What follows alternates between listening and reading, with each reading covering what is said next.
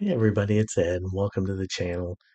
Just going to take a little while in this video to walk through the different tool sets in the EPUB and PDF formats on the Supernote A5X and show you kind of what that looks like. They're pretty close to the same in a lot of ways, but there are some key differences, and hopefully by seeing this video, this was one of the things I asked if you wanted this content in the community, and some of you voted. Thank you for those who did. And I think it's interesting, and I've got my own theories on why RADA hasn't issued a universal tool set between the EPUB versus PDF. And I'll kind of talk about those as we go through the video. But the main thing is that you should know before you go into it how you need to interact with those two different types of formats. But here we go. Let's go ahead without any delay and jump on in. Let's take a look at what an EPUB and the functionality you get with that in the Supernote platform. So for this, I'm using my A5X. It's still my preferred size for especially reading PDF and EPUB files. And quite frankly, for reading a book for just fun on the couch. Now, I do have my Kobo that I read at night in bed. The A6X2 is great for reading if you're in the Kindle or the Kobo app or even the Barnes & Noble Nook app. It's very responsive, but you do have to adjust the font if you have some eyesight difficulties like I do. But when it comes to the A5, I can really read on this. It's one of the things that has me most excited about both the A5X2 and the A4X2. I think those will be tremendously valuable for those of us in academia that review a lot of papers and PDFs and journal articles, and quite frankly, even want to read a book just in a larger size. Not to mention those with low vision, but I think it's just going to be a really important tool. There are different functionalities between the EPUBs and the PDFs. So I wanted to walk through those. I sent out a poll about a week and a half ago asking, would someone like to see this comparison? And the majority of you who participated said yes. So we're going to walk through that on the EPUB right now and let you see what those tools look like. So you have your standard pen set here and marker set. So you can set a fine tip pen. You can set a bigger pen here. You can set your pencil. You have your marker. So you can set basically the equivalent of a highlighter, but it's not a highlighter. So just be aware of that. That highlight tool with the little what looks like a cursor in the PDFs, and we'll show that when we get there, just isn't here. So you have to do things the way you always did before when it comes to annotations, and we'll walk through that here in a little bit. But it's very easy to write up and mark on this particular type of content. You also have available to you the fine eraser, the region eraser, and the page eraser. So, you make marks all over the place and then you say, I don't really want to have anything there. Or maybe you've decided that you want to do something different. You can hit erase all and it's going to erase all of those markings on the page. You can also do keywords. So you can go ahead and put keywords, and then you can do the selector tool, circle that, and you can say recognize keyword. And give it just a second. Keywords will pop up. You hit add, and then now that becomes the keyword. And when you go to your menu, you will see you can hit keywords, and it's going to show you there's your keyword right there, and it's on page 4. So it's really kind of it's a nice way to be able to do this. You also have the table of contents that come in with an EPUB, and that way you can easily navigate around the page. Works really well. Another thing that you have that's interesting is the redo or undo and redo buttons. You've got a bookmark. You can do a search within for different things, and it works really well. In the EPUB, you can also go ahead and go in and adjust the font settings and the line spacing just like you would with any e-reader. So you can do the row spacing, margins, change your font size, and you can save custom settings just so that you can make sure that it's exactly how you feel that you want to read. It's a really good experience on this. You also have contrast controls, so you can make the contrast better on this. It defaults to the lowest setting, which actually works fairly well for me, but you can make that darker, and you can see that changes that look quite a bit. So you have that available. There's also the ability to add this to your quick access, and you can add either the page or the other functions. You can also turn on the A and D marks for the digest, so it's easier to see. But it does underline, so I've not ever found that as useful, but I do understand why it's there. And then, of course, you do have a few other settings, but they're gesture controls, adding keywords, things of that nature, moving the toolbar, which you can also do the manual way as well. Now, one thing to be aware of is once you start to annotate on this, the functionality around setting your contrast and setting your font sizes goes away. So it won't let you do that once you've started to annotate the EPUB. So if you want those settings done right, you want to make sure they're done correctly on the outset. Otherwise, you're just going to have a mess when you try to go back in and clean that up. So real quick, and then we'll look at a PDF, is I want to show you what the annotating process in here is like. They really brought a really kind of up the game with the way you annotate in PDFs now by being able to basically highlight a piece of text and then press on it, or you can highlight it and immediately add a comment, and you can select to add an annotation. The EPUBs, and I think this goes back to something Kit and I talked about during our last live stream, still allow you to use the bracketing. And I think the reason is because of the EPUBs.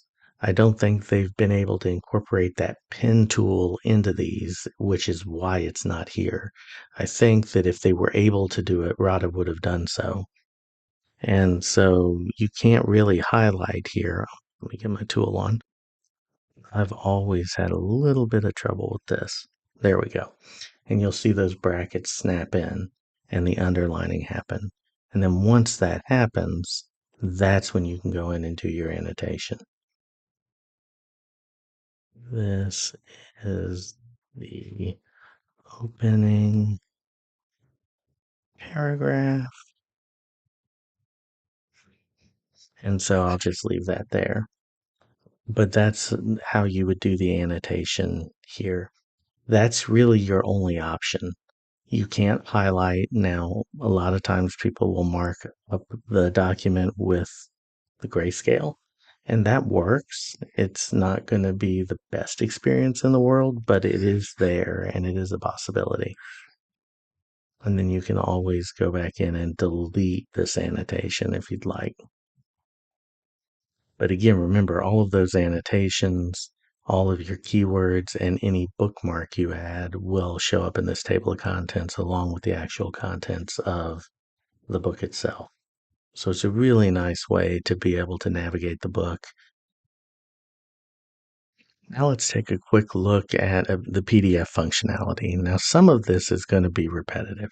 So I want to make sure that I don't repeat too much of what I said about the EPUB, but there are some things that are vastly different. Now, just a quick shout out, JD Glossinger had this book for free on his website at morningcoach.com. Feel free to check that out.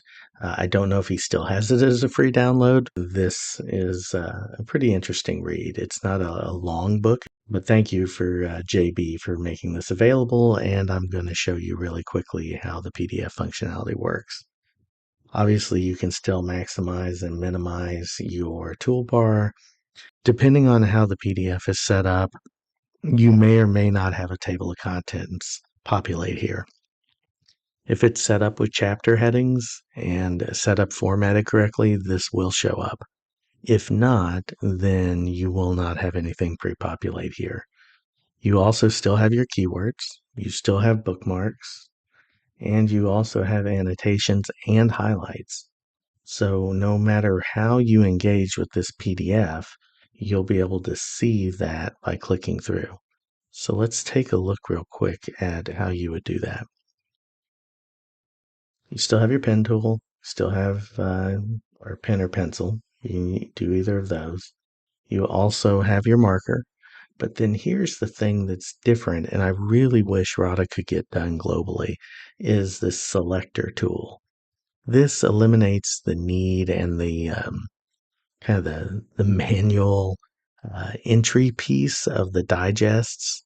And that's always been kind of a pain point for me because I have trouble drawing those brackets just perfect the way I would like to. It would be very nice if I could get this tool also in the EPUBs. But for now, I understand that that could be a limitation. You still have your 3 different types of erasers, your selector tool, your bookmarks, search. You can trim a PDF so you can kind of zoom that way. But you do not have contrast control and you don't have the ability to change font sizes. So just be aware that that's going to be a limitation. You're kind of stuck with the PDF. However it's formatted, you can zoom and do different things like that. You still have quick access. You cannot do links, which would be kind of cool. Oh, I take that back. You can do contrast. You just can't do the text selection. Sorry about that. But you can do keywords just like you would for the rest of it. Under preferences, again, you're going to get those same adding the A and the D, the star marks. One thing I want to focus on really quickly is this selector tool. So for the selector tool, you can now, once that's enabled, just drag. And then here, it's really interesting. So you can choose to use this as a highlight. You can choose an underline. And regardless of whether you choose underlining or highlight, you can add a comment to that underline or highlight. You can also directly do an annotation here. Now, this is another thing. So we'll show you this in real time.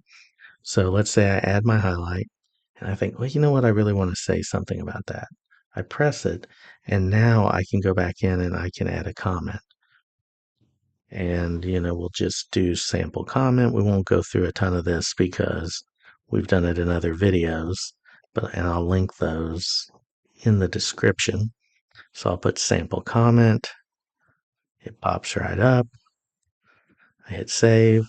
So now if I go back in, I can see that sample comment. I can also say, you know what, I'd rather that be an underline instead of a highlight. Very easy to change that really quickly. But what you notice, once I highlight it, I no longer have the annotation option. So the annotation option goes away with a highlight. Now, let's go ahead and do another one. Do this next paragraph. And I want to do an underline. Again, press it, only the comment shows up. You cannot do an annotation from here. So just remember, if you want to do the annotation, you're going to want to drag and you're going to want to let go and you're going to want to go in and do that annotation. Then when you press on it, it's basically done that bracketing for you. And you're going to say test annotation. Okay. And now I'm going to come back out. And then on this last one, let's just do a highlight without any annotations at all. or comments. So we'll do that. Now, when you go into your table of contents, you can see your chapters. We don't have any keywords in here, but we could. We don't currently have any bookmarks, but we do have, oh, it didn't recognize my annotation. Okay, so just in full disclosure to let you know what happened here, since I had to cut back to this, the annotation for some reason is not reading in the system, so I'll probably have to send a bug report to Supernote. But generally, and I've never had this happen before, and I still want to show you the functionality, the annotation would show up right here. And usually you have to enable the star marks. I went ahead and added one just so that I would have it, and it's automatically showing without even being enabled. So I think there's just a glitch in the system, but normally, and in almost all of my normal use, this has always worked correctly. But I do want you to know that that's how it would look. You'd have all of your different pieces, and our highlights are working. They're working just fine. And you can see here that there's a highlight, and this shows that there's also a comment in that highlight. And so I can actually, without even leaving this piece of the page, just click on the comment and it will come right up. So again, it's a very useful tool. It makes it easy to see. I don't understand why the annotation isn't working currently. You can see my star mark here, which is working just fine. That is basically the functionality of the PDFs. And I will see you here in a minute for a recap. Welcome back, everybody. Thank you again for sticking with me through the end of the video. Hopefully you learned a little something about how this process works, how Rada has structured the toolbars and the tool sets for the different formats between EPUB and PDF. It is different. I think that it's getting really close to seamless, and hopefully Rada can definitely include that pin selection tool in EPUBs. If they could do that, you would really have a unified experience between those types of platforms, which would be awesome. But at the same time, I get that there's probably some reason that's holding that up, and hopefully that'll be fixed. And also, as with anything else, as I was demoing this and showing you this, we found a little bug in the PDFs when it came to annotations not showing up immediately inside the table of contents.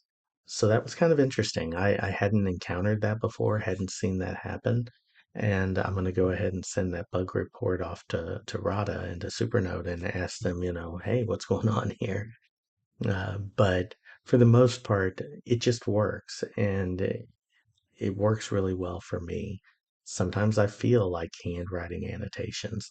Other times, especially recently for student feedback on papers, I embed comments and write in the margins and uh, go ahead and add keywords and some other star marks.